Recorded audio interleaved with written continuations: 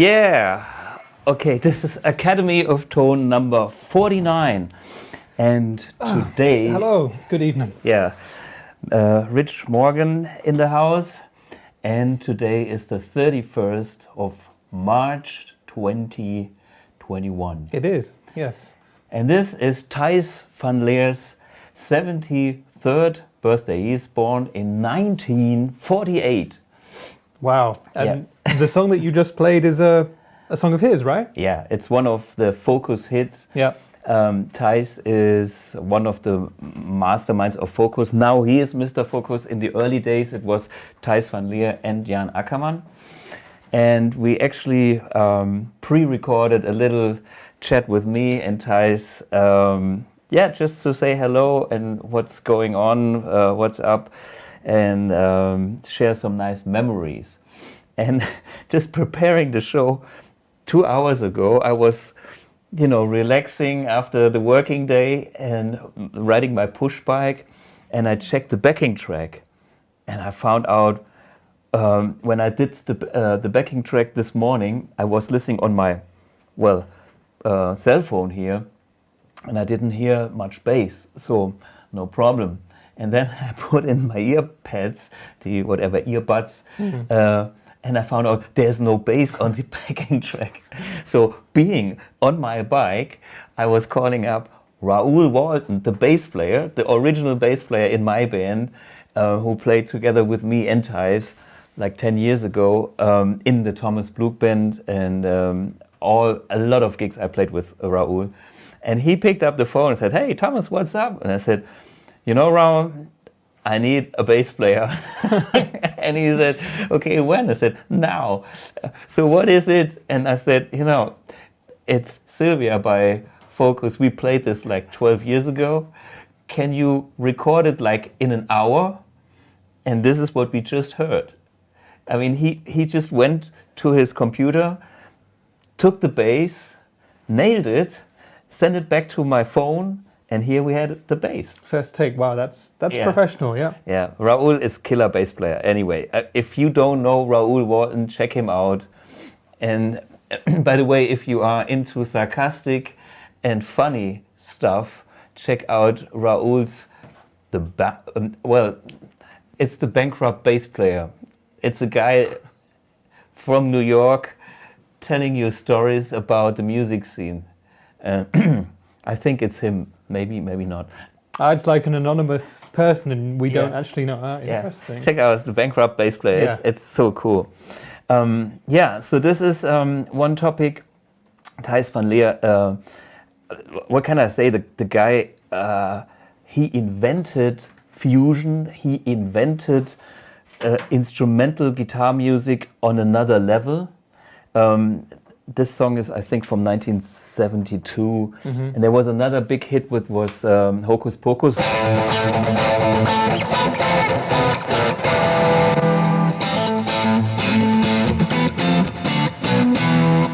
And there's a lot of strange chords. I mean, Thijs is Mr. Music Theory. If you want to know what Zucker-Locrian scales are, he's all into that. Did he play guitar for Focus as well, or was he... No, he the organ player. Organ and flute, right? And Jan Akkerman, who is a very, very high regarded guitar player, is the original guitar player in Focus. Okay. Yeah, and you know what, guys? Can we watch the video of Hocus Pocus? This is like... It was a number 8 in the US charts in 1973, I guess. And Thijs made so much money from it. He has like in the 70s he had I think a Ferrari, and he put that one day in his garden and he left it there, so it's kind of rusting away. Okay. As a sculpture. And as a work of art, okay. Yeah. As you do. Thijs is just a unique guy, and in every respect, he's got a great sense of humor. He is been awarded as the Knight for music for the Dutch Queen. I remember when that happened, because this was the time when we played together, and I said, "I just got awarded by the Dutch Queen, and here's my boom, this medal." Yeah, Thijs. Anyway, check out this little clip from Hocus Pocus back in the days. Musically, they're one of the most together and exciting groups going. Welcome, Focus.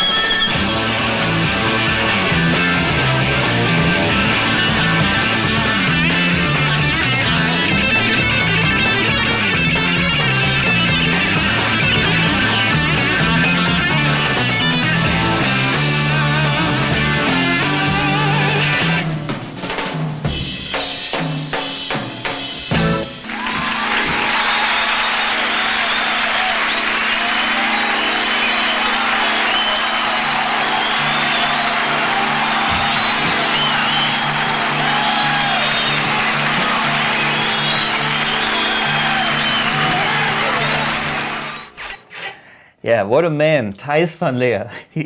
You saw that the first time, right? Yeah, I've heard the song before, but I've never seen a live performance. And yeah, that was something else. I was just imagining, like, you know, these American TV shows where they get nice pop bands, famous acts to come in and play stuff. Imagine if you'd showed up that day in the audience and you thought, oh, I'm going to get to hear something nice and easy, some pop music now, and then that comes on and you're like, okay.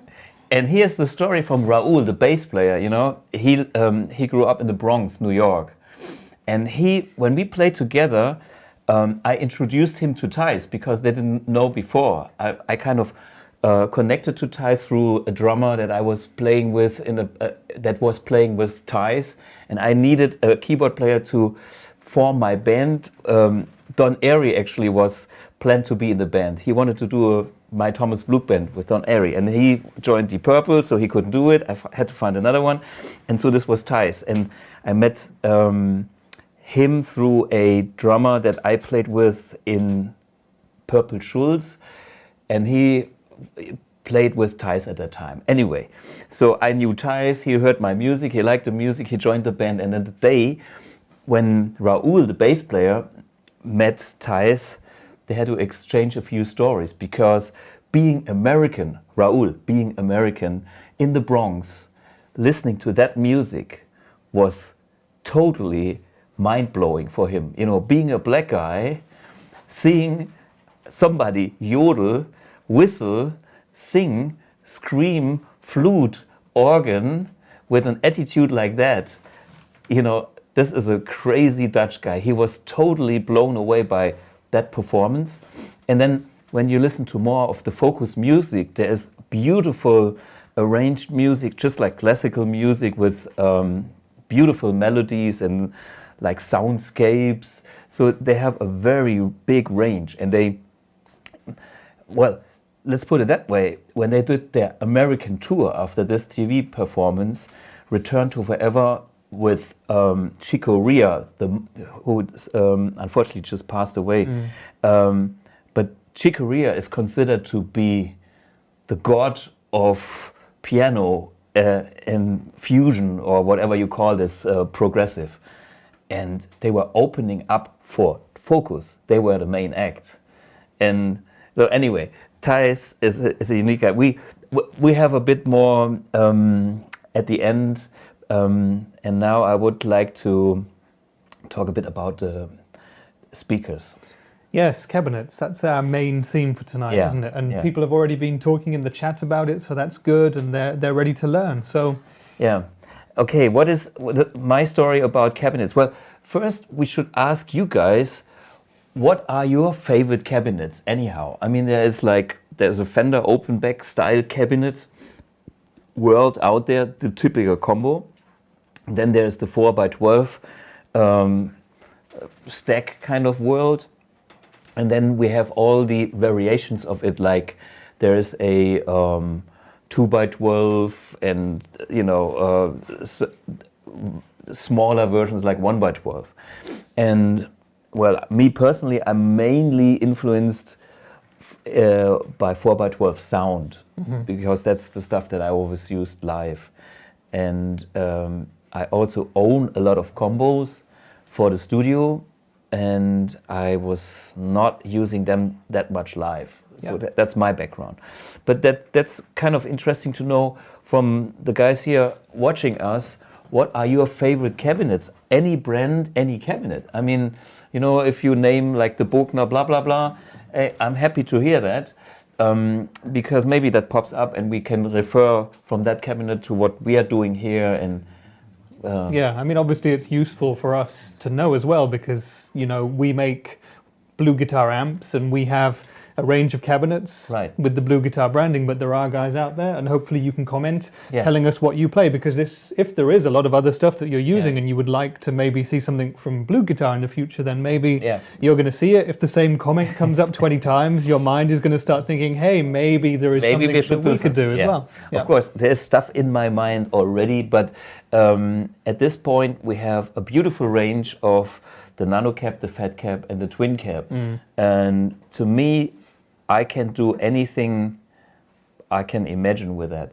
In the last episode, I kind of took a NanoCab apart. I just unscrewed the back panel that changes the tone a bit for the bass. Then I took off the complete big panel, so we could look inside. We could see some dampening wool, and we could see that there is a portation system that gives that little small nano cabinet an extra low end to make it sound bigger than it actually is. Yeah.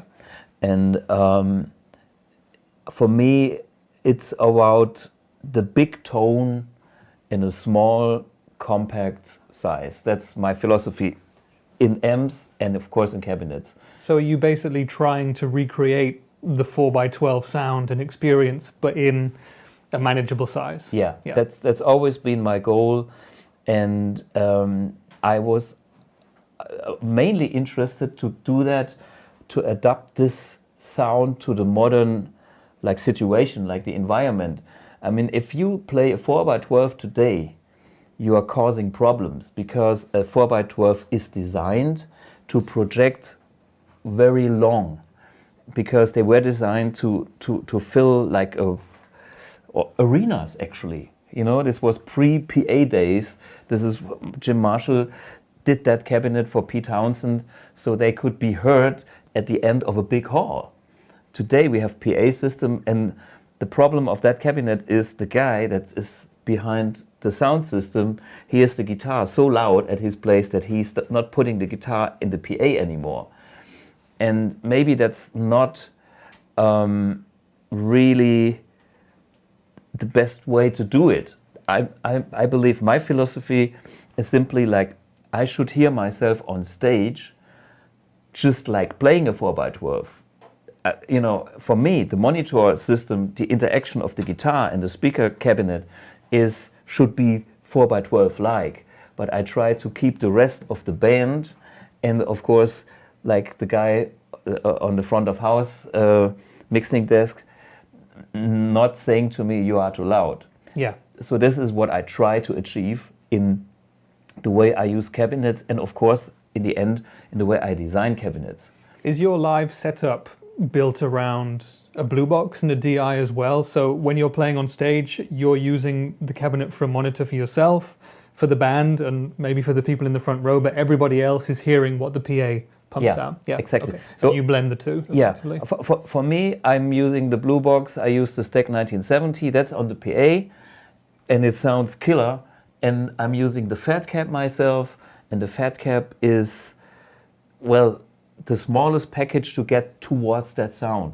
I tried so many things, and the FATCAB goes back even pre-BluGuitar days. This was my personal solution for, I don't know, over 10 years.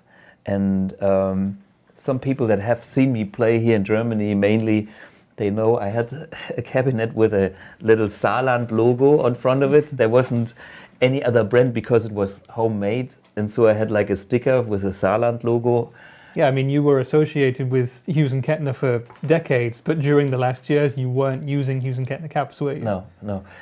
Yeah, and even when I was still using my Hughes & Kettner Triumph, I was using that cabinet already. And this was, a cabinet that I actually kind of designed or improved over playing it live. Every time I played a gig with it, I came up with some, I was reacting to the feedback, how I felt with that cabinet. And so the cabinet went through a couple of changes. And it is still my favorite cabinet. And we have a lot of people loving that cabinet. Yeah, I see the most popular comment from guys who've commented so far is FATCAB. FATCAB ×2, FATCAB. We've got a Framus there, a Sun 4x12, large 4x12 sealed cab with a 2x12 open back on top. Oh yeah, that's a big system. That's a big system. I wonder how many of you guys watching still insist on using a full stack or even a 4x12, because I think they're becoming rarer and rarer. I mean, they're not particularly suitable for home use. Like you've said, if you're not playing loud gigs, you might not need them. You're just going to annoy the band, the sound man, and you're going to take the heads off the crowd. I'm not trying to bash anybody playing a 4x12. Don't get me wrong. 4x12 is still something on big stage with, if you play arena stuff, you can use this beautifully.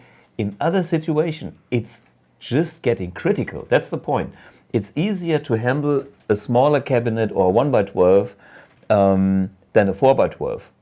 I'm not saying a 4x12 won't do the job, but you have more problems with a 4x12 than with a 1x12. Yeah, I think my experience. Yeah, the 4x12 can do the job. It's also symbolic of rock and roll. Sure. You know, a wall of 4x12 is the image. It's what we all want to kind of look like. But in the vast majority of real situations, unfortunately, it's too much. Yeah, and especially if you have to carry them by yourself. Yeah, if you don't have a roadie, you're also in trouble. Yeah. Yeah, and I've lifted mine, you know, from the second floor down to the car, and it's like, hey, man, I had back issues. I was walking like this on the gig, and this is like, ouch. No, that was the day when I decided I have to make a change. Yeah, here's a good comment. We have Max Carton guitar in the house. Max is, of course, we promoted a video of his recently. He's getting very, very close to the AC/DC sound using the solo Dallas gear and the Storm pedal. Yeah. He did a really great video recently where he's going between his vintage Marshall and the AMP1 Mercury Edition. That's the guy from Belgium, right? Exactly, yeah. Okay, it's the guy we spoke about. Yeah. He's here and he says he's taking a full stack, 2 4x12s to all the AC/DC gigs. But I mean, if you're doing AC/DC gigs, you're the exception. Yeah. And of course, it is cool. It's part of your show. Yeah. And I mean, I'm not saying this is. It is cool. It is cool.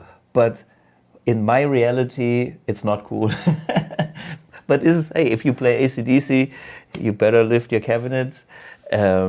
And here comes the funny story. I saw bands having huge wall of 4x12s, and mic'd up was like a silent cab with a single 12 somewhere under the stage, or like a cabinet faced backwards to the wall, stuff like that. So the image is one thing, but for the guys who have not had the experience of a full wall of 4x12s, it is, you think it's cool, it has something, but trust me, it is, in a pub situation, it's simply not possible. Yeah.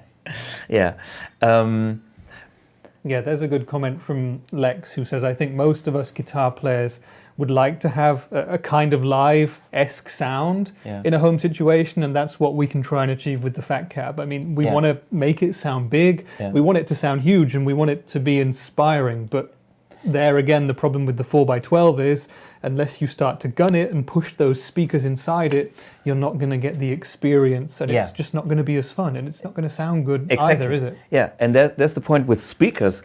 Just hold that for a second. Where we have, you know, here's a Celestion speaker.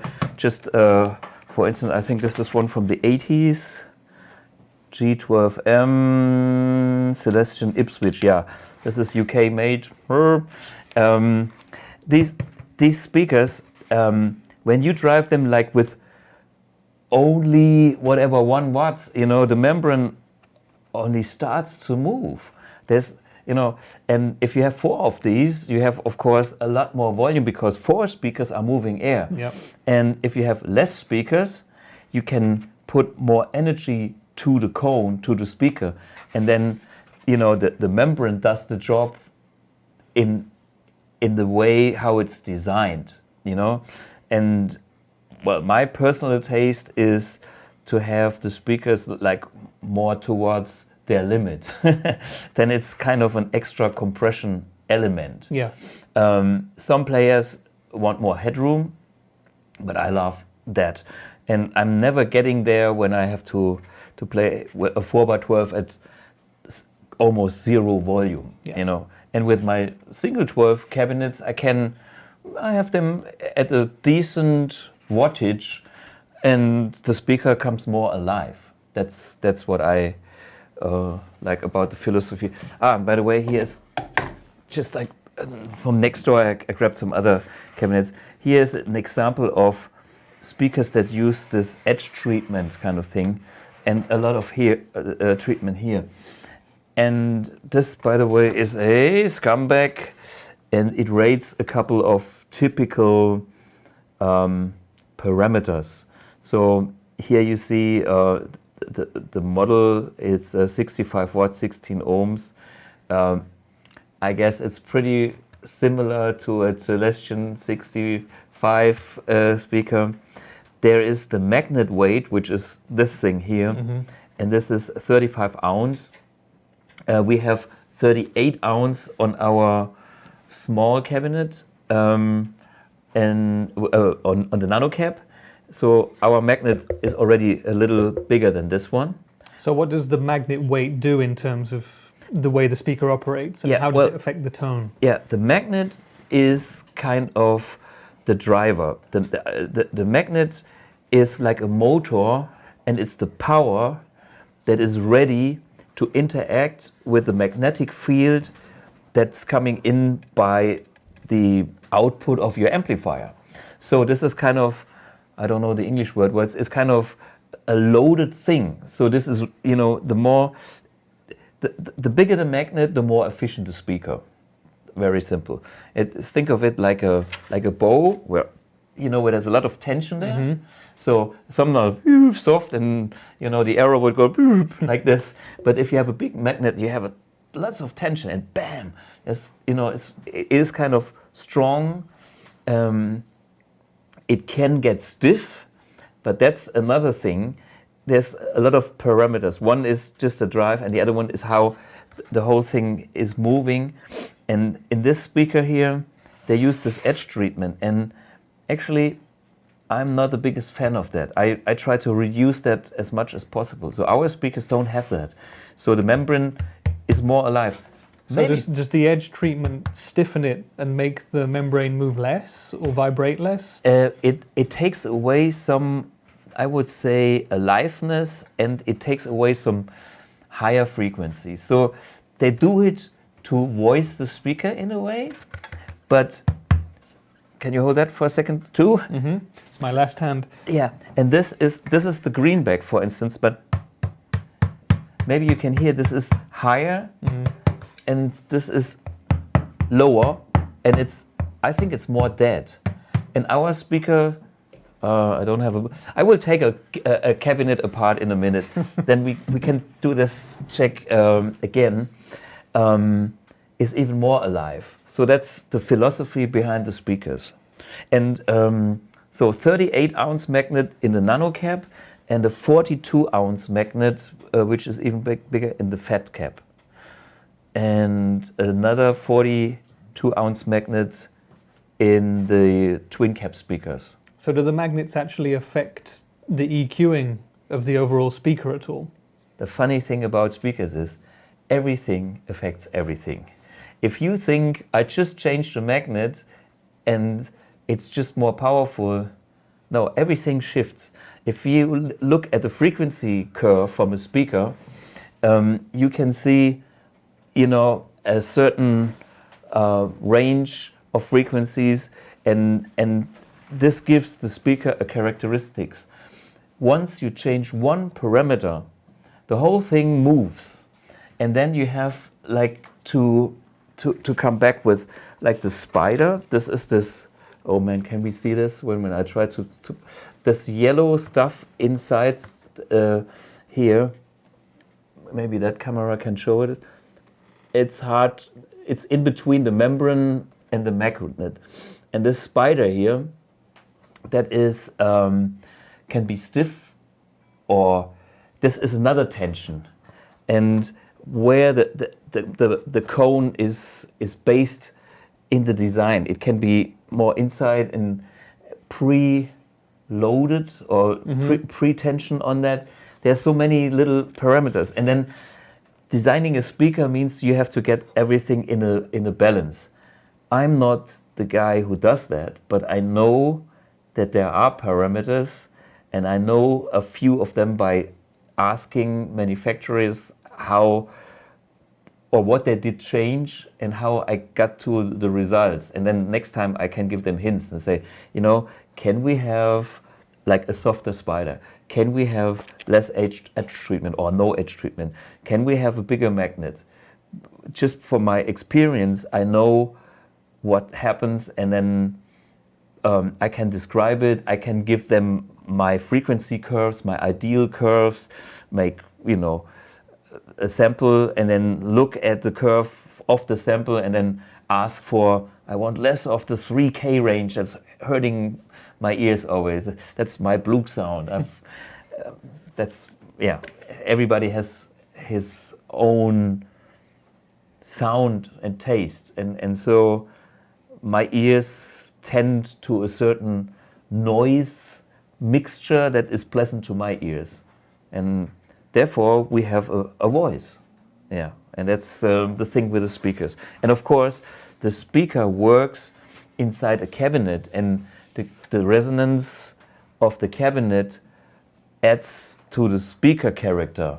And then if both come together in a nice way, we get a great sound. Mm-hmm. So this is the way of designing cabinets. So what was your process then when designing the 3 cabinets in the BluGuitar range? What comes first? Do you know that there's a certain size that you want and you're building down to a 1x12, or do you know at first that there is a certain speaker that you want to work with, or do you have this sound in your head and somehow you have to push everything else together to get that sound? Yeah, I mean, the whole thing with my cabinet started with the FATCAB, and it started in a way that I wanted a 112 that sounded like a 412. Okay, how to start with it? And I thought, okay, it needs to be oversized. Then I looked at the inside resonance, like how big is the box inside, If you have, there's always a resonance with everything, even with this glass. Like, it's a certain frequency kind of resonates inside a, whatever you call that, environment or in a room. Yeah. So, and that's the case in the cabinet. So I thought about how big should be the box for the speaker to sound cool. And I was experimenting with huge boxes, actually like a 2x12 enclosure, just loaded with a single 12, and see how that sounds. And it sounded big because I wanted a big sound, but it was kind of lost in its bigness. So I wanted to have something that is a bit more balanced, still big, but focused and warm and big. So, and this was a housing. Then I used Celestion speakers, greenbacks, vintage 30s, and that enclosure, see what happened. And then when I started BluGuitar, I asked for a speaker that is in between a greenback and a vintage 30, and I described that, and I got a few things from samples. I asked for samples, they sent me samples, and the samples I could comment. It's like, I don't like the A sample, I like the C sample, B is whatever. Okay, let's work on the C sample. And then I was measuring the Celestion speakers and then kind of think, okay, I love that stuff of my speaker even better than the Celestion, but I want that particular top end. Can we try to get there, And then a lot of interaction. And I'm very happy that I have a speaker manufacturer that actually takes me serious and listens and does tons of samples. And the process is fun, and therefore we get some results. And that's what I'm doing. And then, of course, once you have a speaker, then you can go back to the cabinet and think, if this is the best speaker that I get, how can I improve the enclosure again? And then you work on the bass portation system and move the lower resonance frequency a little bit and see how that, by just having the tunnel a bit longer or shorter, all that stuff. You can measure stuff, you can see effects, but in the end, it's all your ears and how it feels. And then I play the cabinet, and then on stage, I had a few horrible gigs just because I played prototypes that were not right.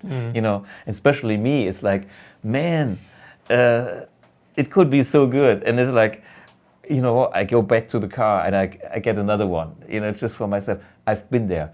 I usually do that locally. People from Saarbrücken might have seen me jump off stage during a drum solo and swap the cabinet. It happened. It happened. Yeah. But not anymore. No, now FATCAB is all I need. FATCAB is what I play 99.9% of all gigs, and big, small, whatever, and it's my sound. Yeah. Yeah. You want the guitar back? Oh yeah, there's something was missing in my hands. Yeah. Here's a good question from the Poo Ninja. Yeah. Thoughts on neodymium drivers? Absolutely. He says so much less weight and all of the magnetism. Yeah, correct. But the curve of the magnetism on a Neo speaker is not the same like on a standard speaker. I mean, there's ceramic speakers, there's Alnico speakers. This is different kind of material that has a different way of the magnetism. I see this maybe like a curve, and neodymium is so strong that it's kind of ultra controlled, and to me that's a problem, because I want the classic magnetism curve, like when you play soft, when you play hard. And from the Neo speakers I see so far on the market, a few of them are great for metal sounds, because in the world of metal you want that ultra controlled speaker. But for my style, I want a speaker that has a certain amount of control, but it has to go wild like Thijs, over the top. There's where the magic lies. And therefore, I found Neo speakers by now don't make me happy yet. I'm working on something. I'm working on something for a year and a half, and it's getting better, but I'm not there yet. So whenever it's ready, you will hear it. But I'm sure there must be a way how to get the Neo speakers right as well. It's so tempting, and I totally agree. The weight is killer, the efficiency is killer, and I'm convinced there must be a way. It's just playing around with the parameters. Usually, a manufacturer just changes one thing. So, oh, I put on another magnet, and here's your speaker, and it should be the same. But as I said, anything you change changes everything. Mm-hmm. It's because a speaker is like nothing. It's a piece of paper driven by a coil in a magnetic field. And you change the wire, it changes the tone. You change the paper, it changes the tone. You change the magnet, it changes the tone. Anything you change changes everything. So, and there's the magic about it. Sometimes I wonder how the manufacturers succeed in making a mass production where the speakers actually sound the same. But somehow they know how to do that. But designing a speaker is, to me, it's a game. When I was a kid, I had this thing with this iron ball that was, you had to move with like two knobs. I don't know if this was famous in the UK, here in Germany. And then you had to find the right balance, and then boop, the ball dropped. Oh, I know what you're talking about, yeah. I think I was a little bit young for it, but yeah. I think it was called Marble Madness in the UK, and you had like a little course, and you had to make this marble go around the course. Yeah, and this is designing a speaker. It's like, hey, you change this thing, and then in the end, and then boom, you got it. If you make it to the end, you know? Yeah. Okay, we have a setup here to show you. Or do we have any more questions at this point? A few more, but let's hear a few sounds. Okay. Yeah. Today we changed our studio a little bit, so we can simply switch to the cabinets that are behind us, and we put like two SM57 microphones in front of us, so one on the left side and one on the right side. Mm-hmm. And what I will do now is I will switch to speaker B, and now we are on the real cabinet. And just that little comment, you move the microphone by a few inches and the sound changes a lot. Yeah. That's the nature of the whole thing. But, you know, we used a Shure SM57, the classic, and I didn't want to put it too high because either I had to put it very high or I had, because otherwise I would catch the beam of the membrane. So I decided to put it there, which equals something like I would hear. I was checking with the earphones, with headphones, to see if it sounds almost like in a room. I believe it sounds better in the room because microphones are microphones, and the art of miking up a cabinet is still a big one. But this is what we hear. And I got my nice switcher here where I can switch from the NanoCab to the FATCAB to the TWINCAB. So today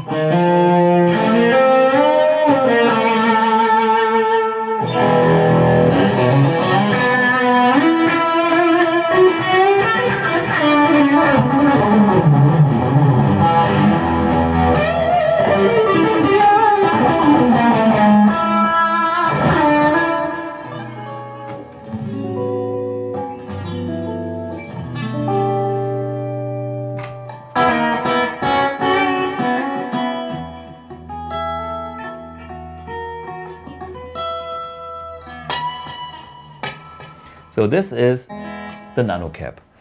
I can play the FATCAB.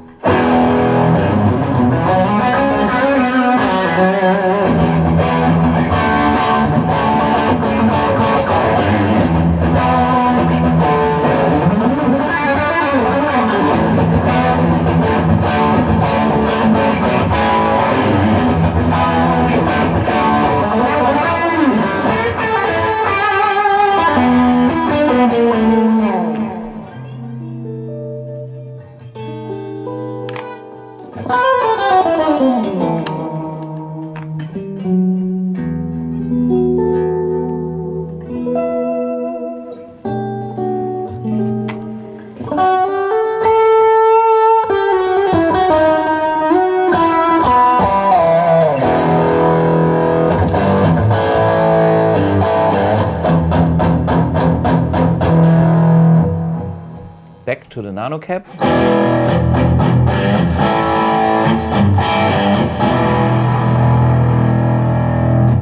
FATCAB. So maybe we can describe what we hear in the room. Okay, I've done the sound check. What do you hear? Because you are fresh here. You haven't been around before. Yeah, well, the volume is slightly different. I'm a bit closer to the FATCAB, so I'm hearing a bit more levels from it, but it's a fuller, thicker sound. It's it sounds like a much heavier style of music almost when you played that TNT sort of riff. Yeah. Just there, it felt almost more like heavy metal than classic rock. Yeah. And to me, in the room, when I listen to the sound, it's always like I don't see the speaker anymore. The sound is bigger than the speaker cabinet. That's, to me, the moment when I believe a cabinet is right. You know, when I listen to that.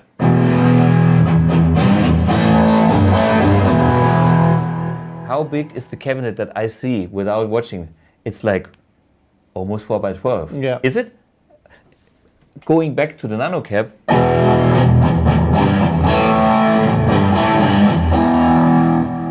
It's big, but it's, to me, in the room here, I would describe it, it's more like a 2x12. Yeah, it doesn't sound boxy or small or anything like that, but in direct comparison to the FATCAB, you notice that it's a bit smaller somehow. Yeah. Okay. Some people actually like that because they say to me it's more focused. I'm always raving about this. I love the FATCAB because it's my personal FATCAB.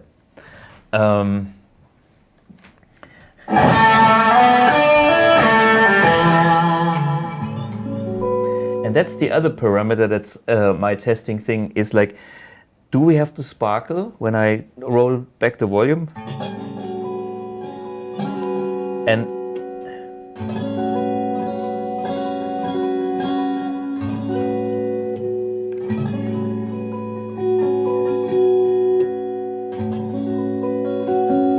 cabinets have that sparkle. Yeah.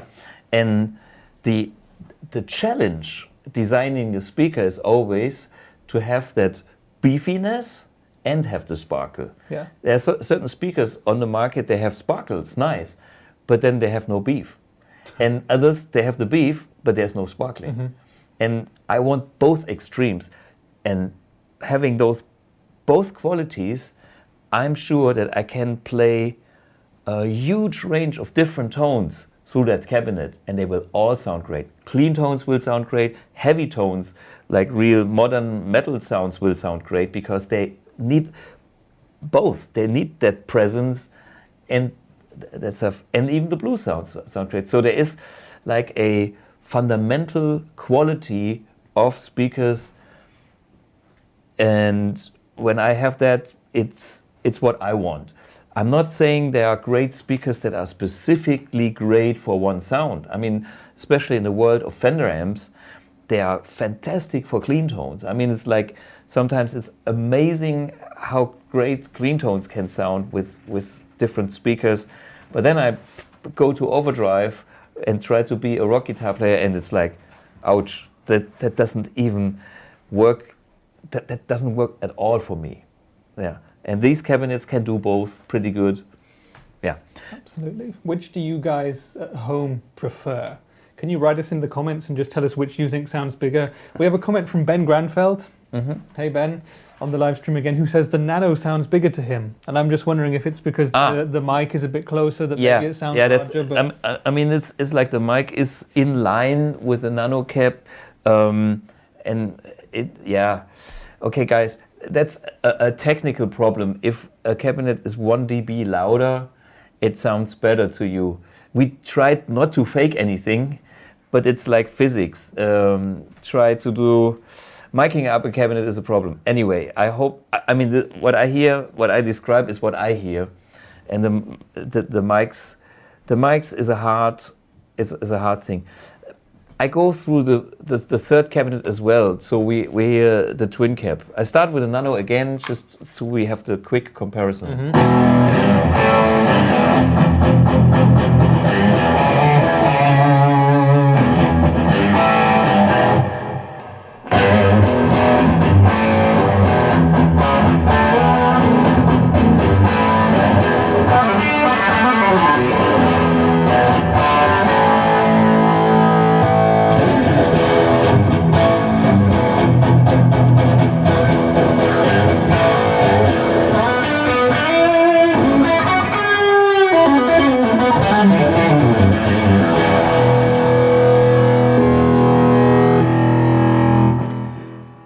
TWINCAB is a little lower in volume because it's 16 ohms impedance. So that means I do have two speakers, but I only the amp is not giving the full wattage because of the ohmage difference. That's a bit unfair.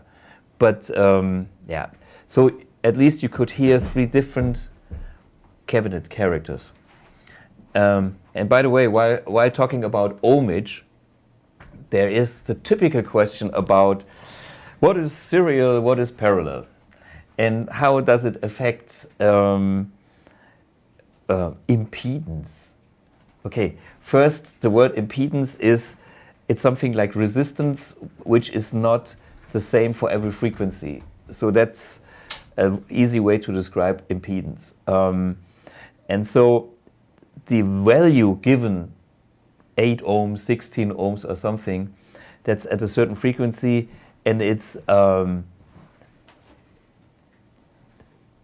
one of the points that you could choose. If we would have chosen another frequency point, it would be different.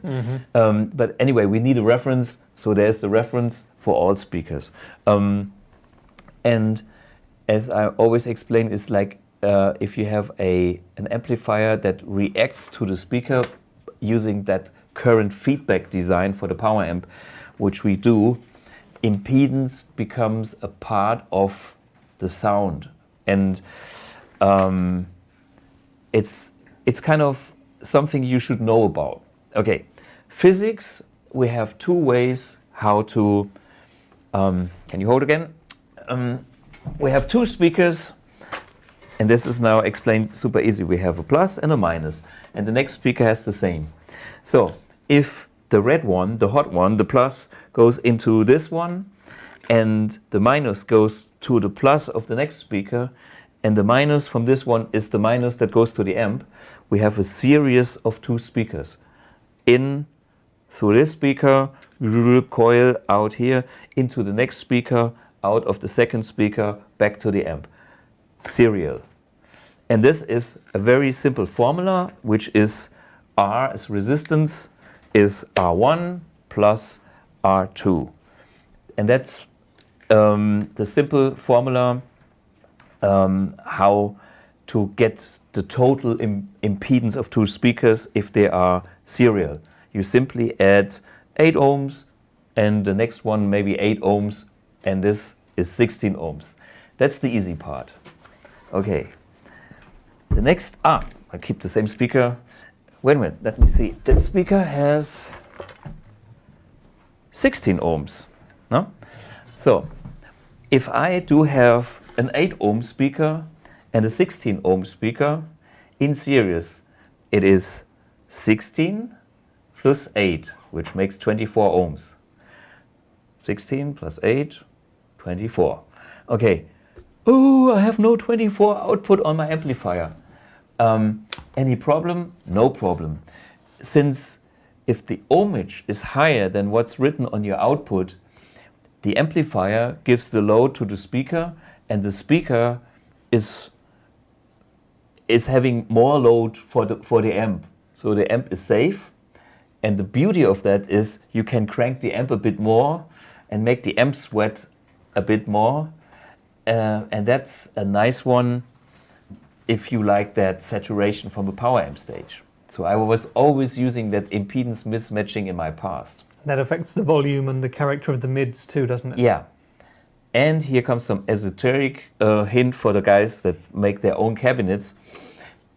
The combination of a serial speaker design, 2 in series, affects the tone for some other reasons. It makes the sound always a bit smoother and creamier and vintagier, I would say, compared to the parallel. This is not only the ohmage, it's also other effects I don't want to mention here. But if you have, now we're talking about the parallel combination of speakers. This would be, is this plus 2? Yeah, okay. So on this speaker, plus from the amp goes to minus, and the other speaker is directly connected. So the plus of this speaker is connected to the plus of the next speaker. The minus of this is connected to the minus of the next speaker. And together they are connected here into the amp. So that's parallel. Okay, where's our formula for parallel? So that's a bit trickier. I don't know, 1 divided by 1 divided by R1 plus 1 divided blah blah blah blah. So you have to know Dreisatz. What's the English word for that? You know that? No. It's some mathematic things.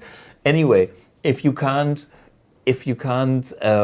execute that kind of math stuff on the web, on the internet, you find automated formulas. And if you would combine 2 of the 16 ohm speakers in parallel, it's an easy one. It will sum up as 8 ohms total. But if you combine a 16 ohm speaker and an 8 ohm speaker like that one, it sums up like 5.3 periode. Yeah. Periode? Recurring. Recurring. 5.3 recurring, yeah. Okay. So that's mathematics. I'm not the best at that, but I'm sure there's some good teaching on the web as well. But the thing about the internet is there's also so much wrong information. Yeah.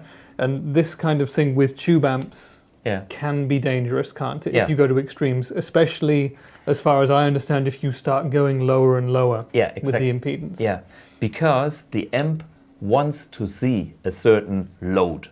And if there's nothing, it kind of has, it's like, imagine like a motor. You have a 200 horsepower motor, and if there is nothing that you have to drive, you know, the motor can drive very, very fast because there is no load on it that kind of breaks it down to a normal range of, and that's the same thing like with the power amp design.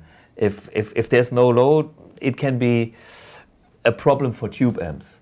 The transistor amp, we can unplug the speaker, no load, no problem. And this is our design, which makes our amp very, very versatile. The only problem we have, because when there's not enough load, 100 watt, and I rate the AMP1 as a 100 watt amp, but it's actually producing 150 watts, and we have these spikes, which are typical for the Marshall tones. It's like, and spike is like just a few, not even milliseconds. It's just the attack that has such a dynamic range, and the actual tone is way less.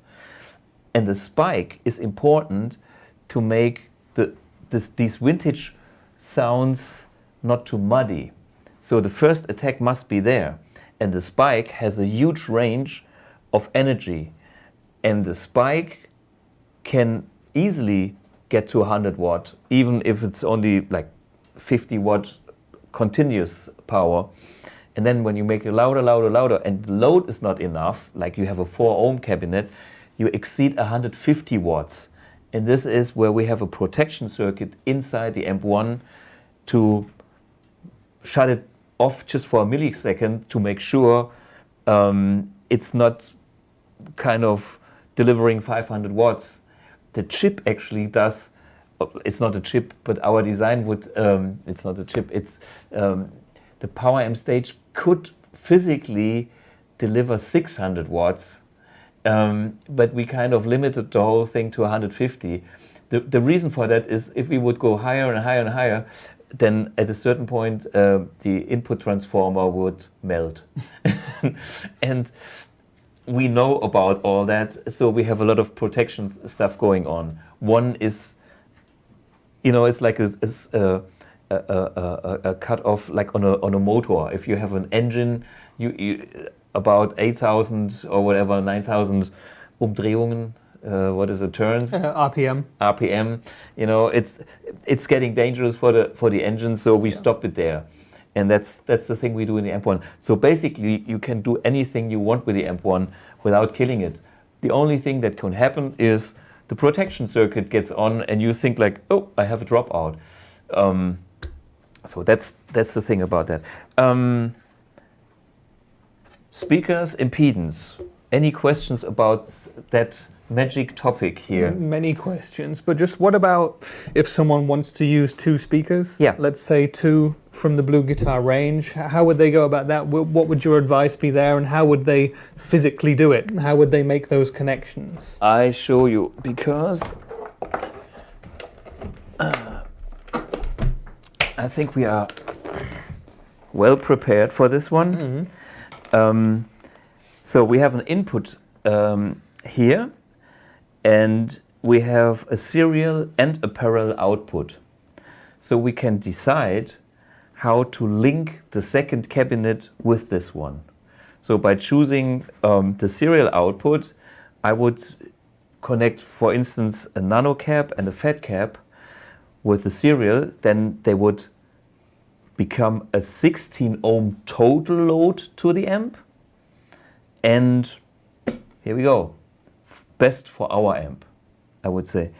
If you have some other transistor amp, whatever, that is nice for 4 ohms, or if you have a Fender amp, they are more into the 4 ohms world, you would use the parallel. You could have, for instance, 2 NanoCabs, and then they would sum up with 4 ohms total.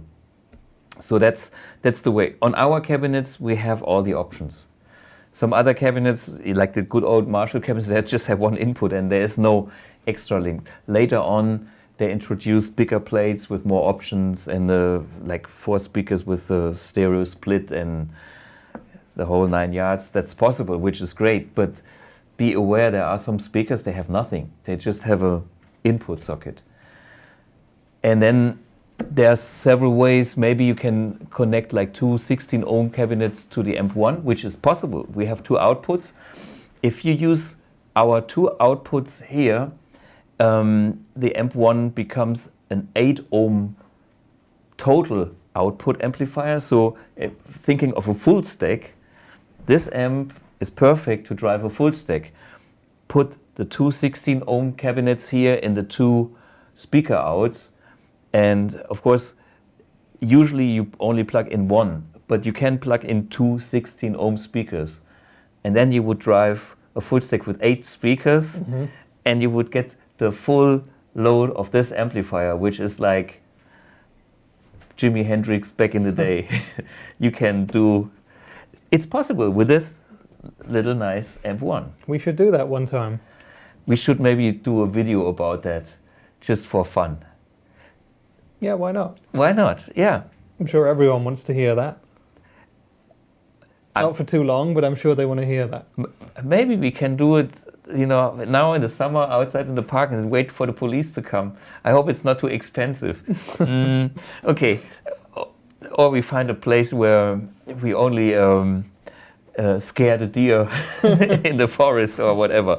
Anyway, so this is the way how you can combine different cabinets. And now it's really interesting to combine even our own cabinets. So you can combine a NanoCab and a FATCAB, and it's magic because they kind of how you say they complete each other.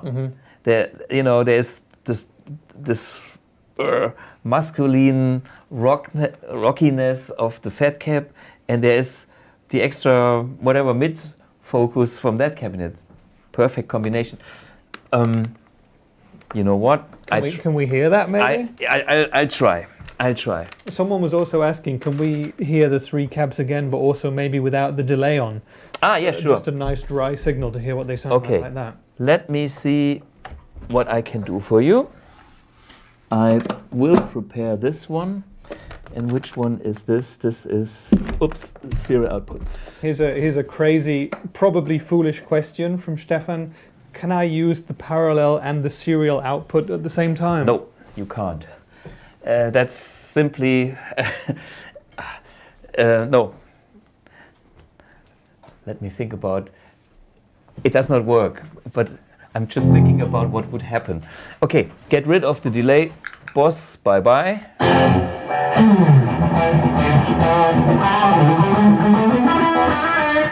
Maybe less reverb too.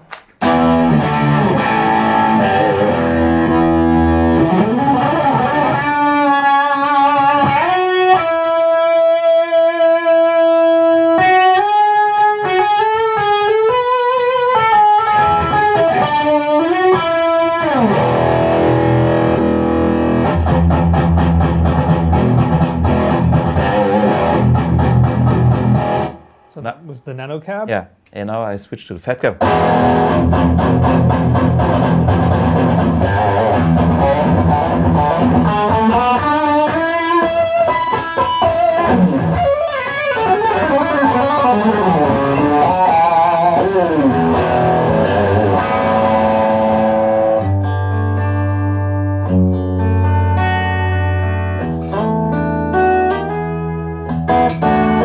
And the TWINCAB again.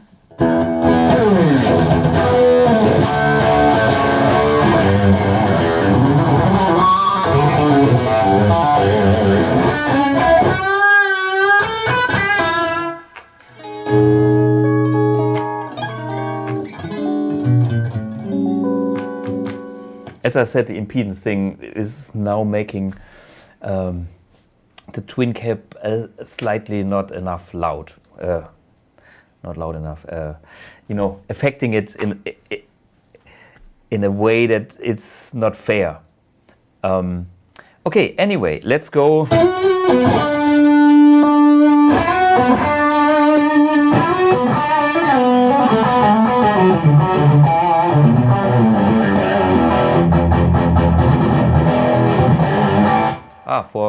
For the clean guys.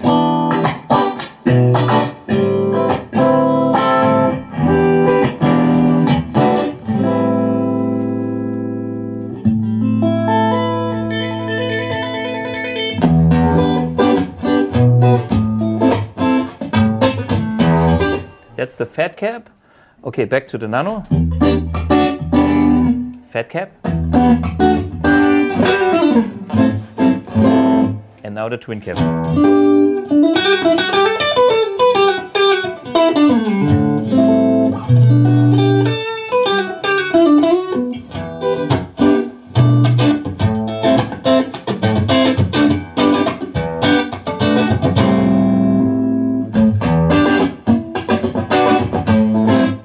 And back to Nano. Okay, clean overdrive, we heard that. Let me combine a NanoCab with a FATCAB. Okay, I try.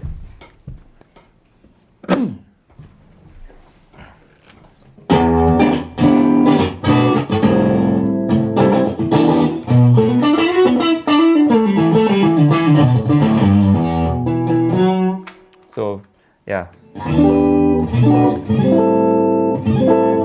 Let me unplug it. So we hear. So that was the Nano and the FATCAB together? Yeah. That's just the Nano. That's just the FATCAB. And that's both in serial. Okay. Of course, serial means 16 ohms again, so we lose a little bit of volume. We lose a little bit of that impression, oh, this is killer. But now just try to adjust and let's hear an overdrive tone. Maybe adjust the volume to compensate it.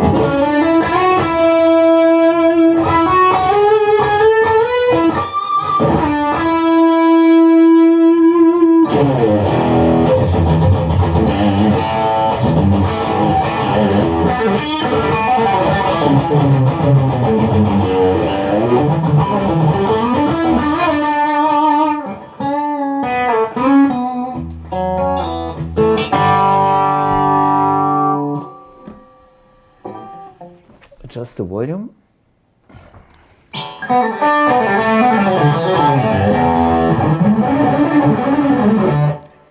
How would you describe it? Any thoughts? It just sounds fuller. It sort of, to me, it fills in parts of the tone that we're missing somehow. Yeah, I mean, for me, it is like a bit more mid-rangey in a way, but it's like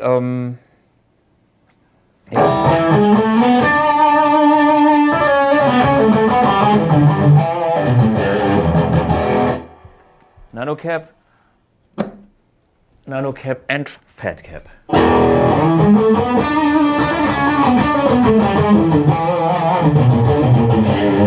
It's big and creamy. Yeah. It's like, actually, it's the best of both worlds. So I play that combination when I go on huge stages, and then I put like the FATCAB where I always put my cabinet, and I put the NanoCab in front and face it towards me, so I'm not getting too much volume to the singer. And again, it's a nice spread for the cabinet on stage, and I can move around in a wider area. Yeah. So that's cool. What about swapping the other cabs? What about, for example, the NanoCab with the TWINCAB? TWINCAB with the FATCAB, is that a possibility? Does that everything sound as good? Everything is possible, sure. Let me see if the cable is long enough.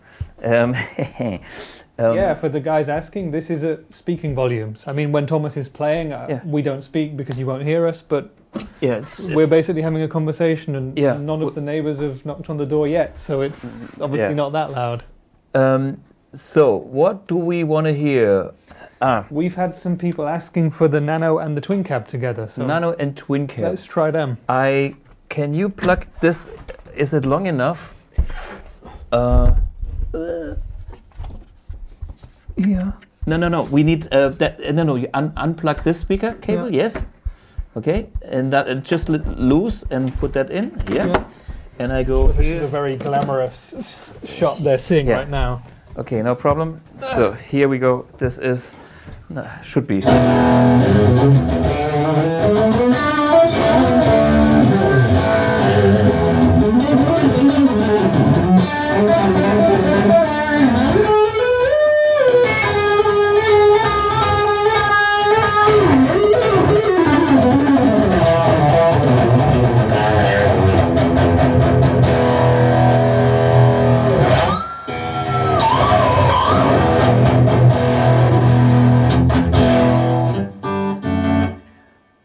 nothing wrong about that. It's also a great combination. No, it's a more aggressive sound for me, for sure.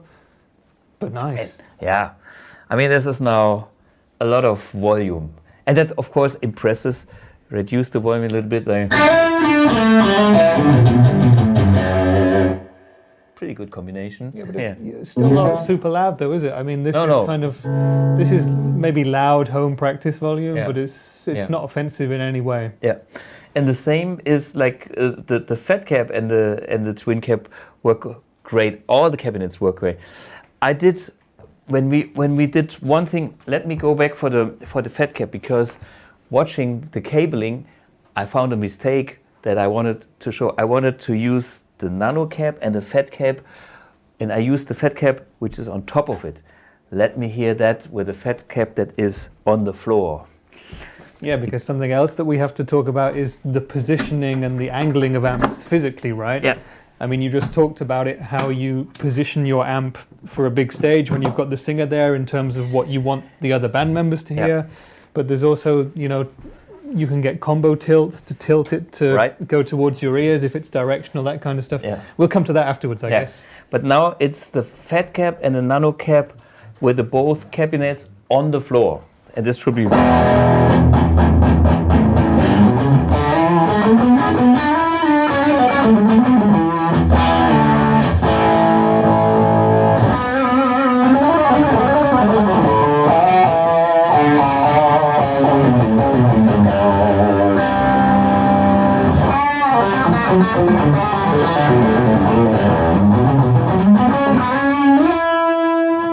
It's bigger. Yeah. Versus what I had before. I just show you so we know. Now I have the NanoCab on the floor and the FATCAB higher.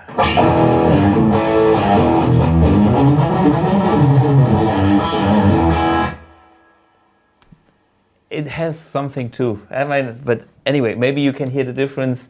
I hear a lot of difference now, and both things are great. But maybe we should make that clear and compare the cabinet on the floor and the cabinet on top of it with the same cabinet. Like I used the NanoCab. Wait a minute. Confusion. I have to use the NanoCab. I have an impedance question from Stefan for you. Okay. He's asking, is it possible to connect the FATCAB and the NanoCab in parallel? Would this require a 4 ohm output on the AMP1? Would that work? Would you recommend people go down to 4 ohms, or is that maybe a little bit too low? The point is, you shouldn't play loud. If you play at gig volume, if you play like what I was explaining before, like you have these peaks of 150 watts, then you're facing the how you say the spikes will trigger the protection circuit. The point is, try it out. I mean, if you are not getting there, no problem. All I'm saying is be aware that when you are on a gig, you have both cabinets and you put the master around 5, that's the point where it can start. No danger of breaking anything, but I would officially not recommend it, you know, because the design is to be totally safe for whatever. So if you're on stage and you need more volume, especially our volume is logarithmic, which means the fun starts after 5. And especially when you have two speakers, there is no compression anymore, or less compression. And this is where it really bites. And the point here is, I would recommend to have both cabinets in serial. If you want to go parallel, try it out. The amp has no problem. So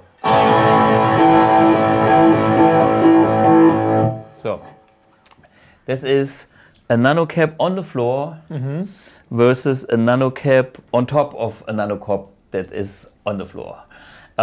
Just to show you what happens with the tone. That's the one on the floor. So.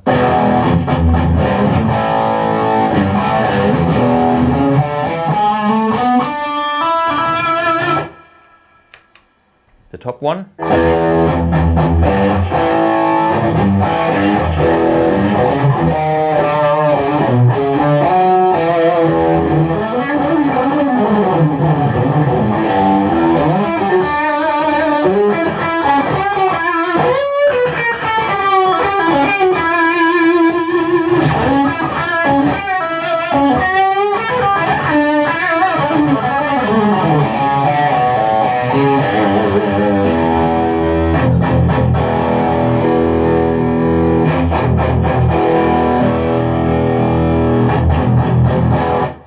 So, to me in the room, I would describe the difference as the one that is on the floor has a lot more low end and sounds smoother. Yeah.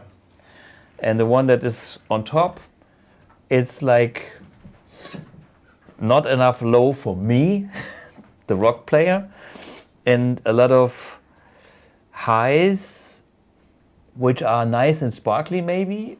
It's more the combo guy.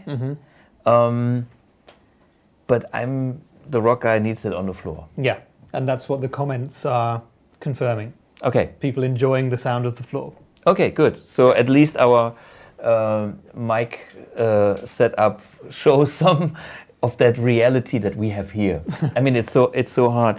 And by the way, we can do the same thing with the FATCABs.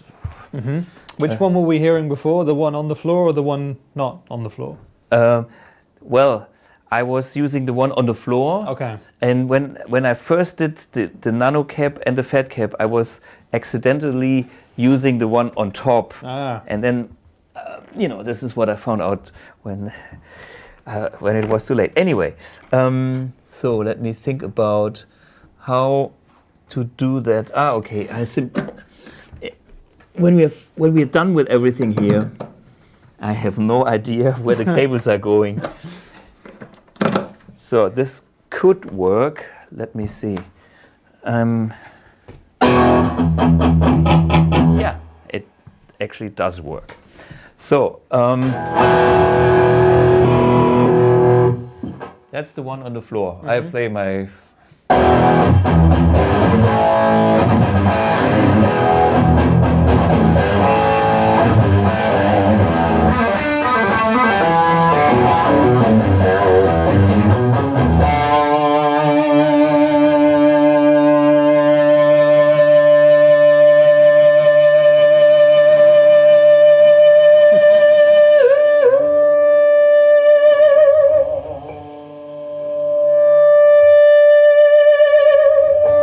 Okay, and now the one on top.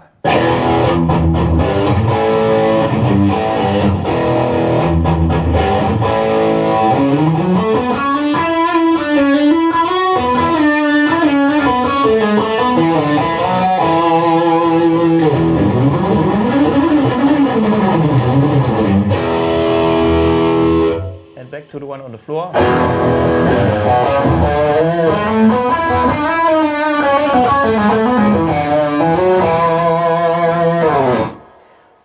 Same, I think. Same difference Yeah. as before, isn't it? So much more low end with the floor in place, and then when you switch to the one off the floor, more high end, almost it takes your head off more. It's more biting, cuts through, and it's like you say, it's more a combo player's sound, isn't it? Yep. Or a metal sound, a modern metal sound, a buzzy sort of a sound.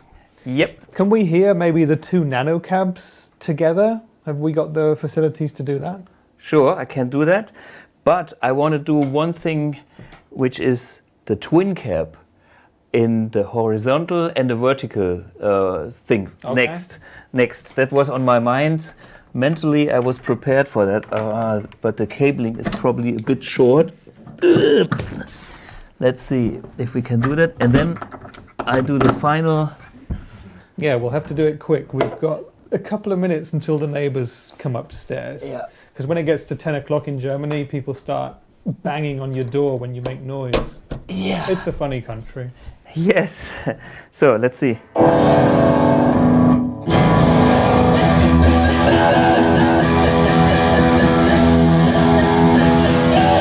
Okay, so that is a twin cab. Wait a minute, I just move here. That is a twin cab on the floor.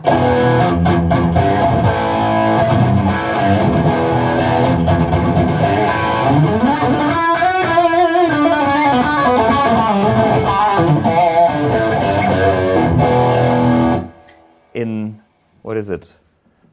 Horizontal. Horizontal. And now I switch to the one, The vertical one. vertical.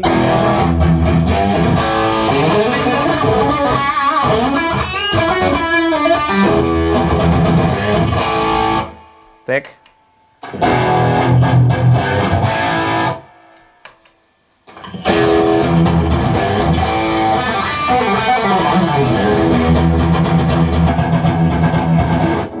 So for me, my personal winner is on the floor again, but that's my taste. I'm always looking for how big can the sound be. Yeah. So and before the neighbors come, I do 2 NanoCabs. Yeah. Well, is this one, and I grab that cable and I plug this in here, and I have that one here and that one on top. So someone also would like to hear a Les Paul doing this. So do this. And we'll switch. I do this really quick. Yeah. Okay, this is. Okay, it's not working this way. Wait a minute. So this is just a single NanoCab on the floor. And that is the combination of 2 NanoCabs. Okay, and then we do it with Les Paul. But with this amount of overdrive, it won't sound that much different. But just for the guys here to have a reference.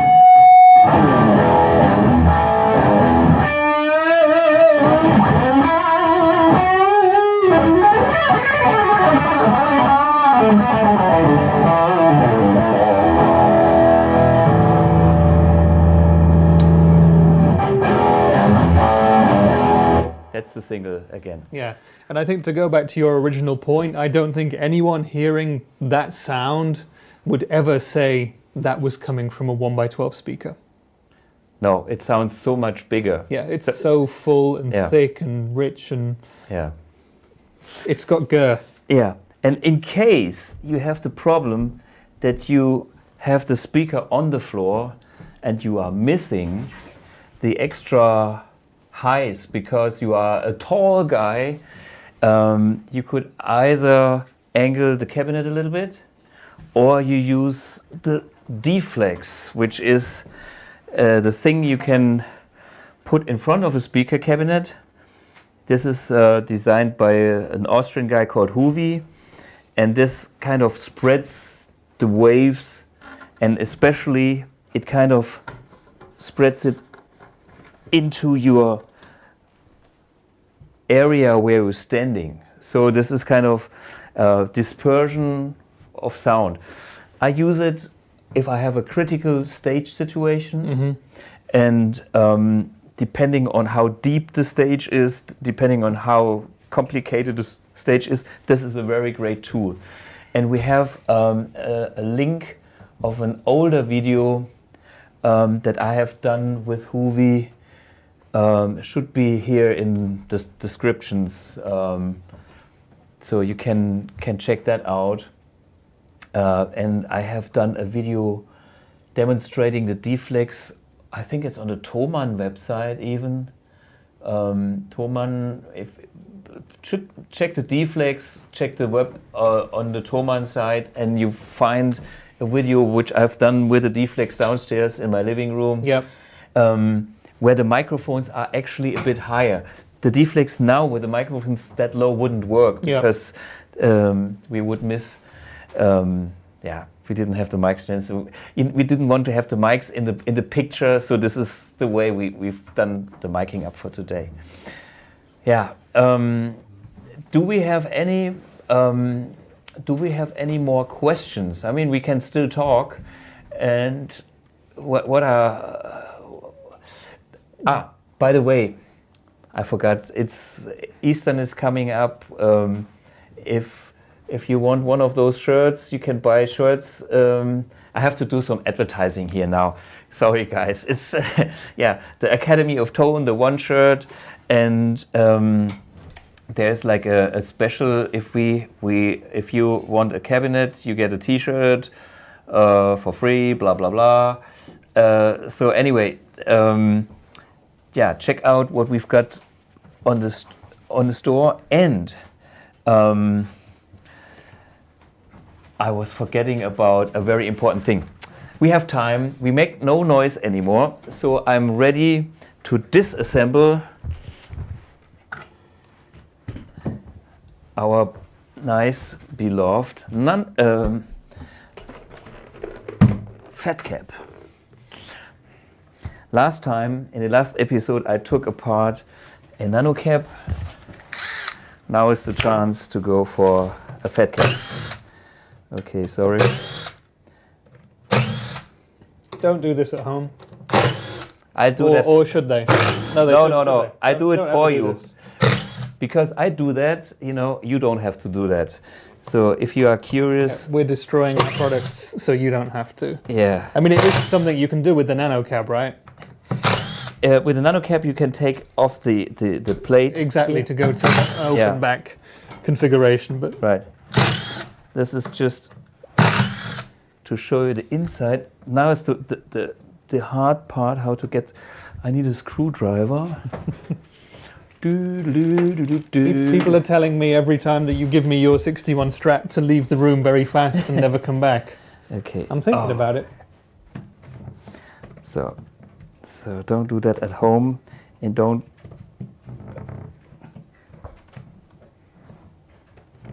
Yeah. Oh yeah. Come on, I got you. Yeah. So this is the inside of a FATCAB. There's the black dampening wool, and there's our, custom-made speaker.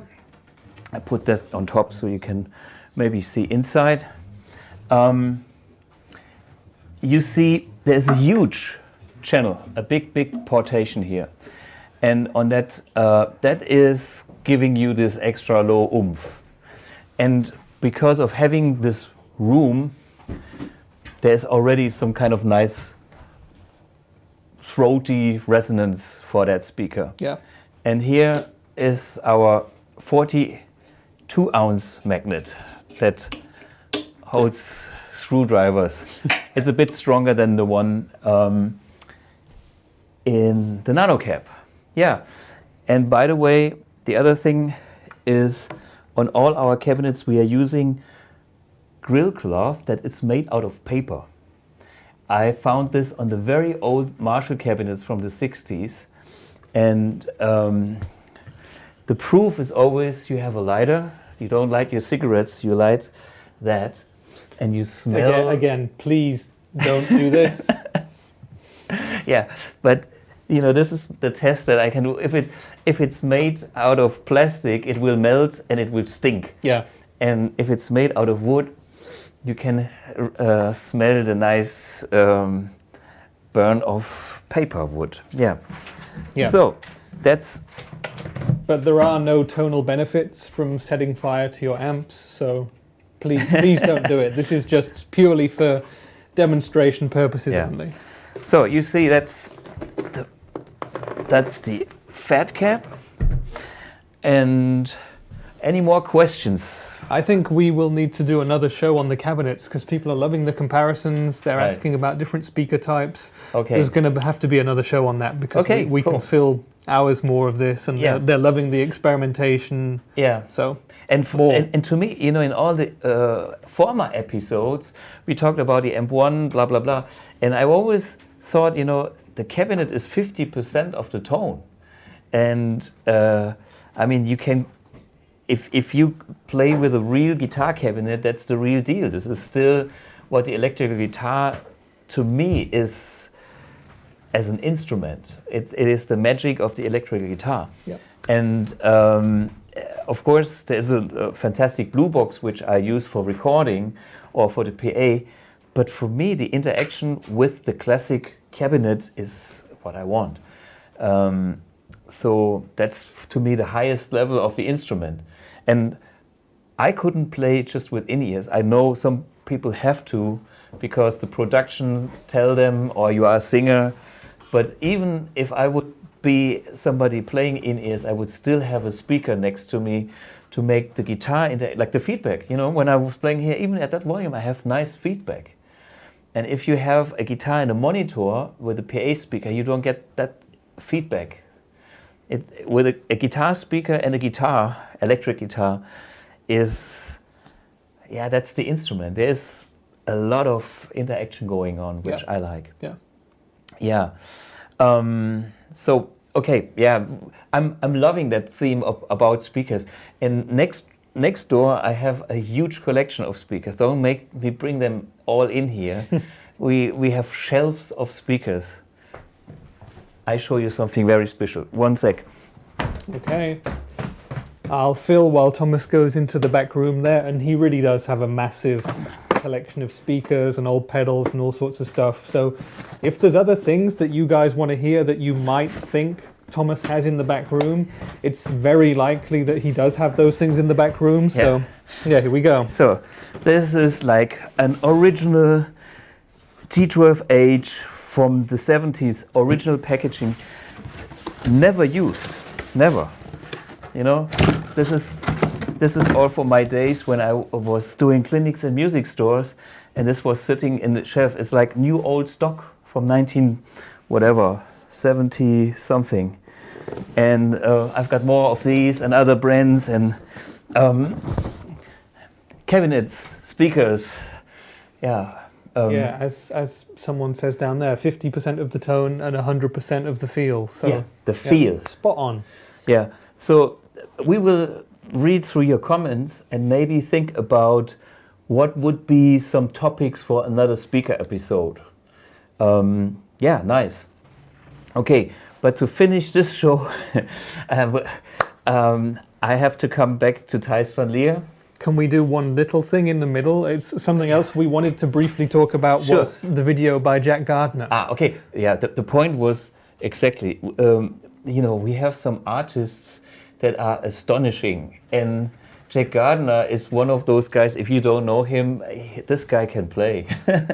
I mean, every time I watch him play, it's like, oh man, I should practice. Yeah. I don't have time to practice, unfortunately, but if I have time, I will watch some of his videos and steal some of his licks, because the guy got taste, technique, and he's got tone, and he did a nice video on the AMP1. Yeah, exactly. Yeah, we sent him a Mercury Edition, and he's just done a full kind of review of it, walking through the 4 channels, playing them in his kind of his modern way. He's a very different player to you. So if you're into that kind of modern fusion rock style, go and check out the video by JackGardiner. I believe we have a short trailer we can maybe show you guys just now. Just like.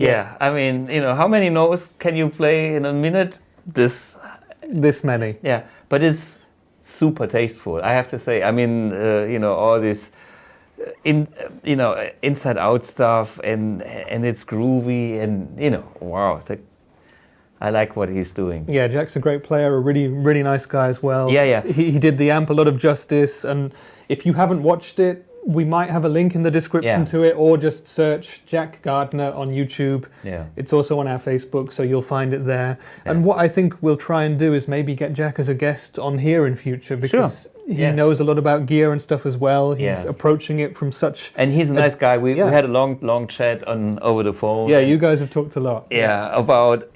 I mean, he's originally from the UK, now living in Switzerland, in Zermatt or wherever. Kind of up a mountain pretty much. Up the mountain, at the end of the world in Switzerland, and it's funny. The guy has great humor and stuff. So and there's one more thing. Next week will be episode number 50, and episode number 50 will be a special episode. Mm-hmm. We will move to Hamburg, North Germany. And next week we'll have a couple of great guests. There is Lasse Lammert, who is a very famous metal producer. I just talked to him over the phone today, and we found out about stuff like his signature guitar. He will bring an amp that he loves so much. Then he has probably some IRs that he wants to show that he has done in his studio. This guy knows metal inside out. He is booked worldwide. So if you are into this kind of metal tones, next week, number 50 will be all about that. And Nils Finkeisen is a German, also metal player, but more than that, he plays with the Kruppstahl. It's kind of a Rammstein-esque band. The Nordic Germans are our guests in the next episode, which will be nice and special for episode number 50 then.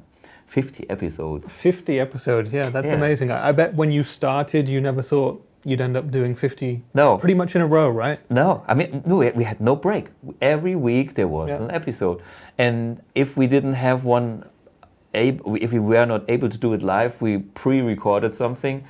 So there's like 50 times almost 2 hours of content, topics and stuff. And it's great because like with the speakers now, it's like while doing it, you get even inspired for the next one, and it's like, when you're there and then you move on to the next, that's killer. But anyway, I think we close this show back with my good friend Thijs van Leer. I have such great memories with everything we've done. We've done tours, and the best thing is not always the stuff that happens on stage. There's great stuff like we went a tour and we could call it the sauna tour because every day we played a different venue, and we checked on the hotel and then we found the best sauna place. It was a winter tour, and so we met in the sauna, sweating before the gig, relaxing,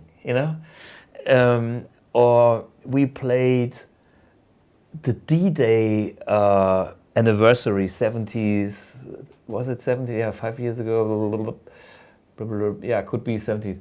When Obama was in the Normandy, very big celebrations, and we had, this was amazing. We had.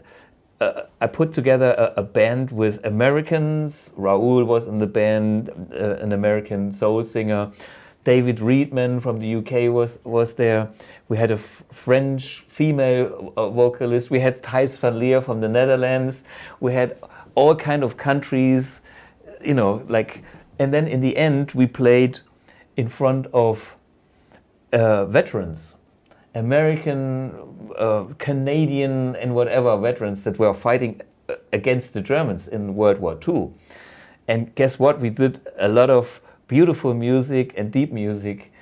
And at the very end, the veterans aged whatever 80 went for it and asked for Highway to Hell.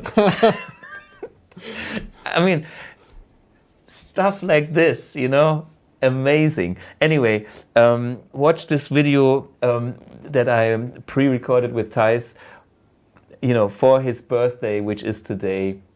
The unbelievable Thijs van Leer. Check it out. And yeah,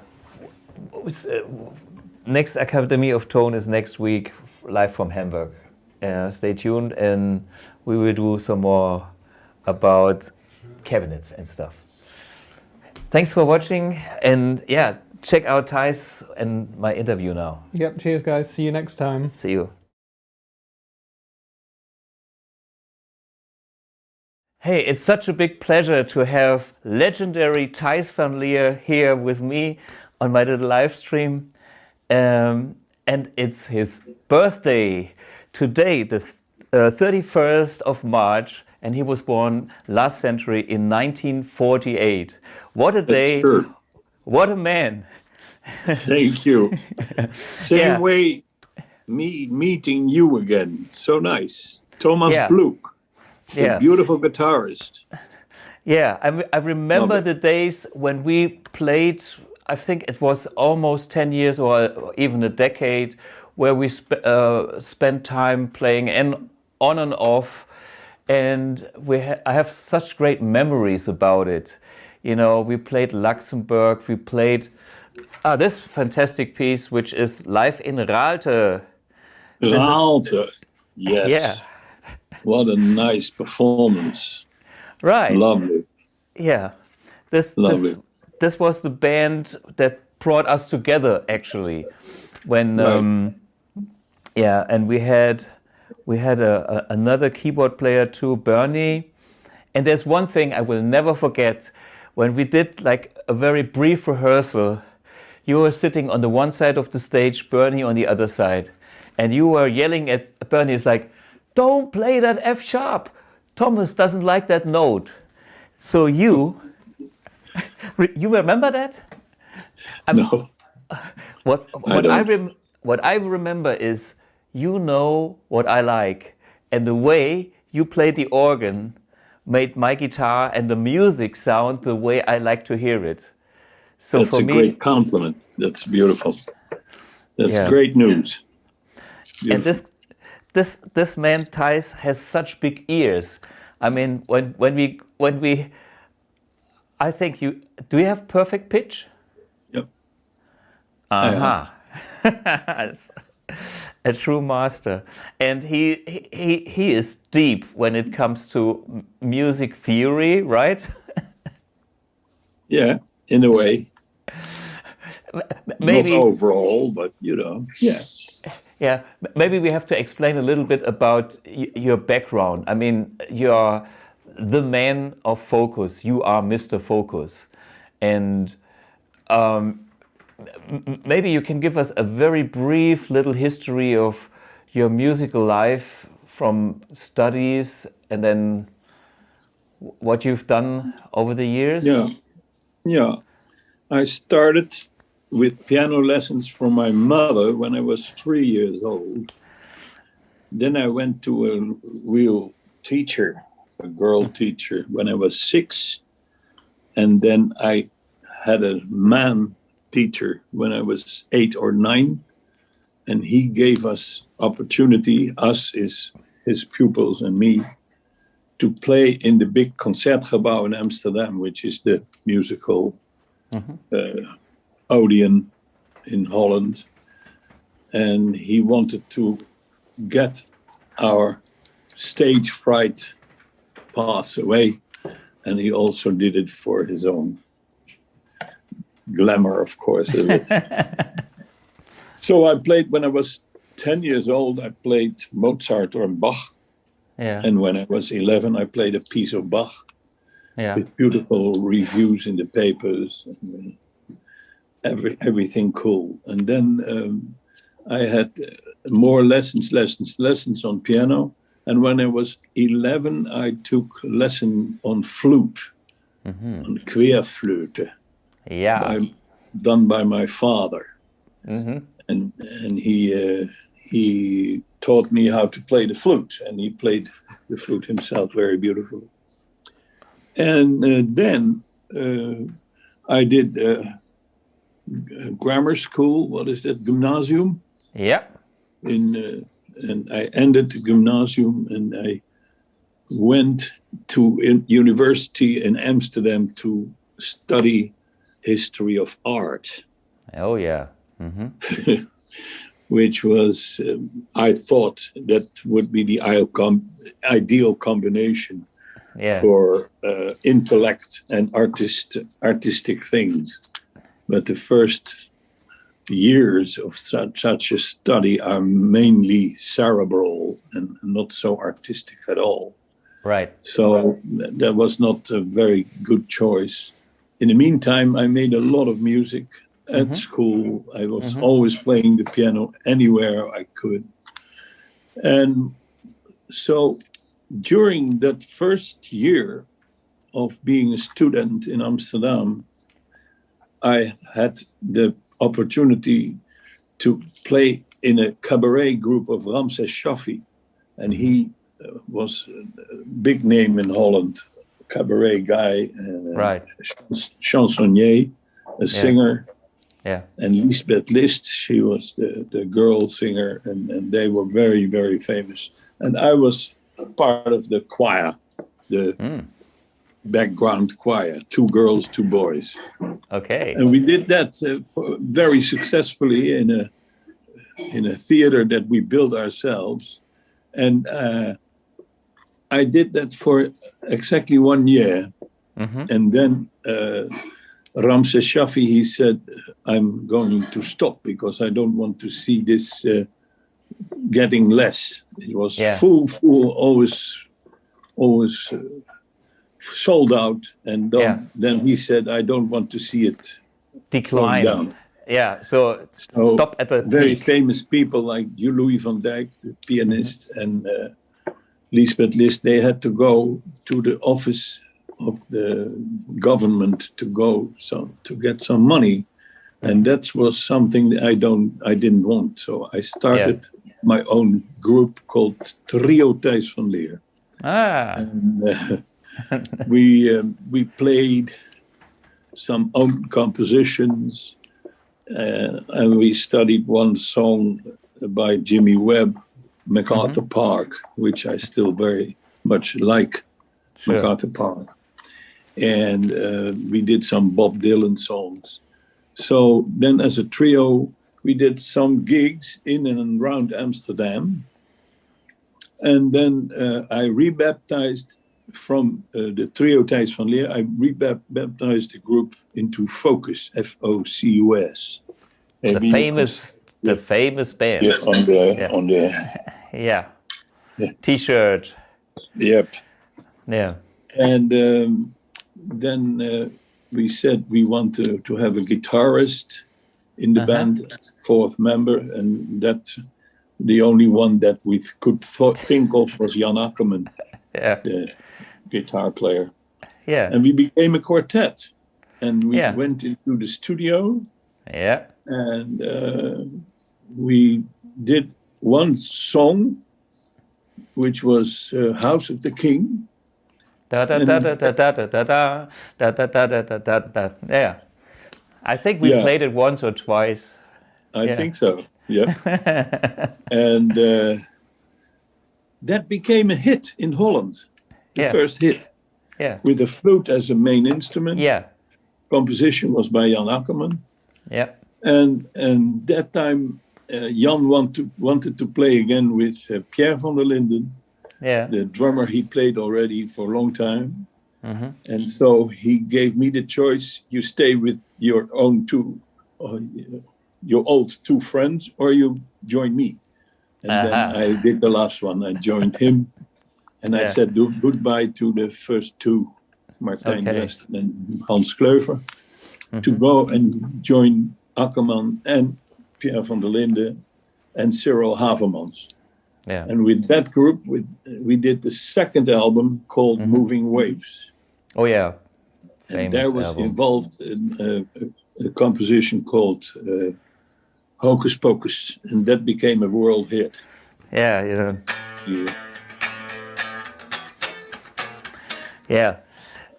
Right. It's unbelievable. And what made you yodel on that song? I don't know. I can't explain. This beautiful riff was played by Jan on the guitar during a rehearsal. And he stopped, and the drummer did 2 bars of improvisation on drums. Yeah. And then I started yodeling in the first time of my life. I never did that. I never did that control or anything before. It came out of heaven. Yeah. Yeah. Yeah. But this is the beauty of your personality. I remember moments where you actually simply went for it, whatever it was. I mean, there was the famous moment with the beer glass sitting on the organ, and you start to make some music with the glass, you know, flowing. Ah, here we go. Right.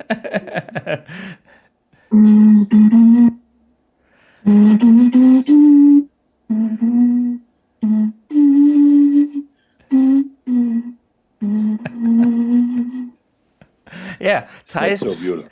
Yeah, but anyway, Thijs is about music all the way through. I remember one, I think it was a Sunday morning when we played in Helsinki once.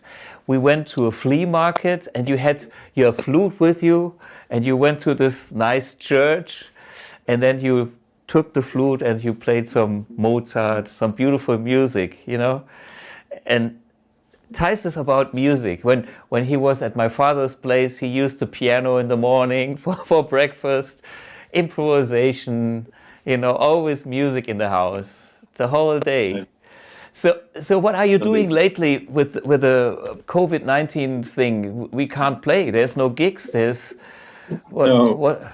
It's a pity we don't have any gigs with Focus now. We had many world tours planned in South America, in North America, in England, in Europe, in the East, the Far East even.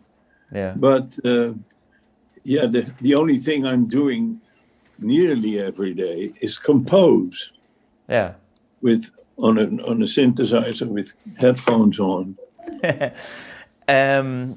So composing on this beautiful album that we've done together. We have a few little pieces that we wrote together. One is TNT, Thomas and Thijs. And this is something I think we rewrote when I was at your place once. And then I have another memory, maybe you forgot about that, when we were in Cologne in the studio. I had this 6/8 slow ballad called Paul's Blues. And there was a melody line that I played on the guitar, very cheesy, simple melody, you know, like all my little melodies, you know. A few notes, and then the chords went like E minor, whatever, 11, my favorite chord, G, major 7, and a B minor, you know. That's kind of my cliche blue style chords. So, and when the melody goes down, I think down to the E, and there's the G chord, you immediately stopped and said, "Man, that sounds shit." And this is your words. Even the worst composer would never play that note over that chord. And I still love that comment. That's because terrible.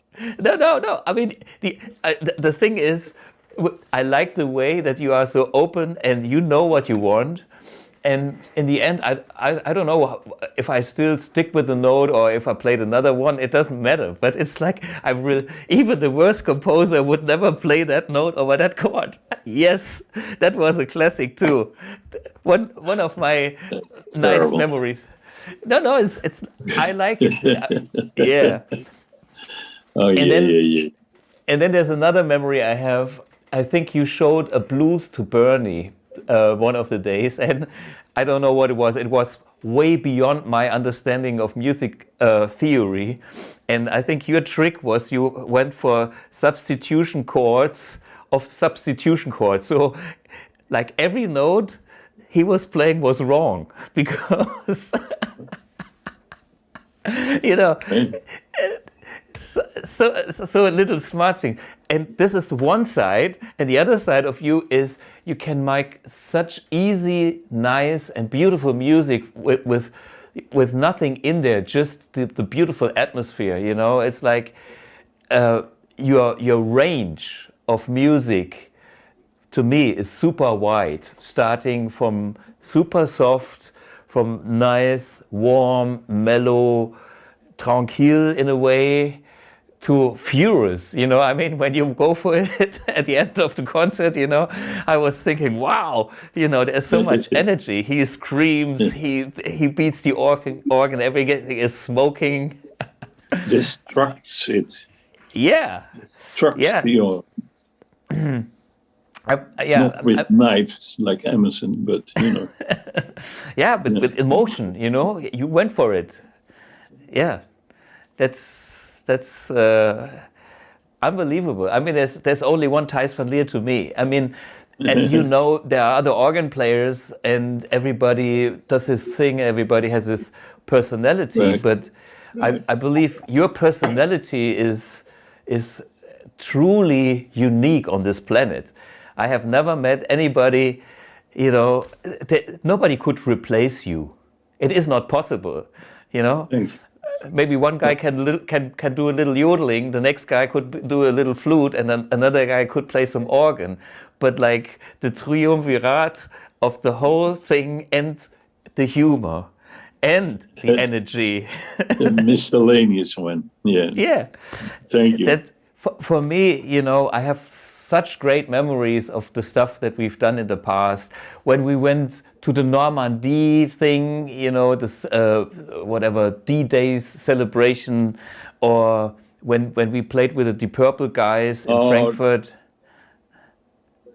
That was great in Normandy. Yeah. Beautiful, beautiful. Yeah, and your what was the birthday? I went to Holland. Was this your 60th birthday, maybe? 60, yeah. When I met your 13 years ago. Yeah, and this is when I met your mother back then. True. Yeah, and how many kids did you invite? 11? I think yeah, like 11, yeah, I think so. What a family. I was impressed. Yeah. And they are all musical. Your brother singing like, what was this kind of monk-style voice? Yeah, like Mongolian high, I don't know the name of that. Yeah, kind of. Like two notes at once. One is a high pitch and a no. Crazy. Yeah. And then we camped a lot. Yeah, and then Berenice, she is also on that record here. Yeah. Yeah. And all good memories. So great. And you came all the way from Saarbrücken. Yeah. For that one little party. That was really nice. Really but nice. it was worth it. It was worth it. It was one of those special days. You know, I'm not doing this every year, but it was was absolutely worth it, and I enjoyed it very much. Thank you. So, hey Thijs, for me, always a big pleasure. I hope we can play one day when the COVID is over. Yeah. Lovely. And I wish you all the best health and luck and success, especially with Focus. And we never know what's on the list. So thank you very much for this conversation, and all the success in the world, and all the happiness, and all the beautiful things in life. Thank you so much, Thijs. Hey, Bye-bye. Stay safe. Bye. Bye-bye. I want to introduce to you a beautiful guitar player, an unpolished diamond from Europe, Thomas Bluk and friends. Welcome.